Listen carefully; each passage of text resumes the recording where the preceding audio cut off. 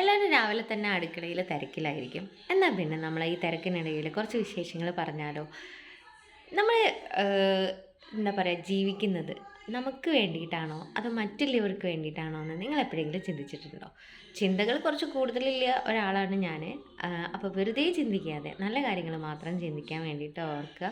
അപ്പം ചിന്തകൾ എപ്പോഴും വെറുതെ ഇരിക്കുകയാണെങ്കിൽ ഞാനിങ്ങനെ ചിന്തിച്ചുകൊണ്ടിരിക്കും. ആ ചിന്തകളൊന്ന് മാറ്റി പിടിക്കാൻ വേണ്ടിയിട്ടാണ് ഞാൻ മെയിനായിട്ട് ഈ വീഡിയോസും കാര്യങ്ങളൊക്കെ ചെയ്യുന്നത്.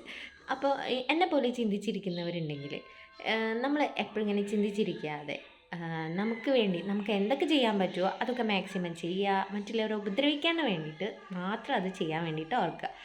അപ്പോൾ കുറച്ച് പോസിറ്റീവായിട്ടുള്ള കാര്യങ്ങളൊക്കെ ചെയ്യുകയാണെങ്കിൽ നമ്മുടെ മൂഡ് താനേ മാറിയിരിക്കും.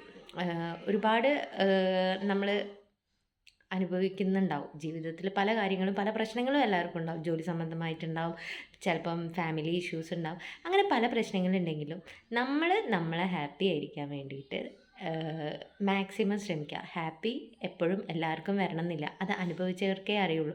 ചിലപ്പോൾ നമ്മളൊന്ന് ചിരിക്കാൻ തന്നെ മറന്നു പോകും ചില സാഹചര്യങ്ങളിൽ എന്ന് വെച്ചിട്ടുണ്ടെങ്കിൽ ജീവിതത്തിൽ പെട്ടെന്ന് മാഞ്ഞു പോകുന്ന ഒരു കാര്യമാണ് ചിരി എന്ന് പറയുന്നത്. ചിരിക്കാൻ പറ്റാത്തൊരവസ്ഥ എന്ന് പറഞ്ഞാൽ, അതായത് നമ്മൾക്ക് ഹാപ്പി ആയിരിക്കാൻ പറ്റില്ല എന്ന്, എന്തൊക്കെ ഉണ്ടായിട്ടും ഹാപ്പി ആയിരിക്കാൻ പറ്റാത്തവർ പല ആൾക്കാരുണ്ട്.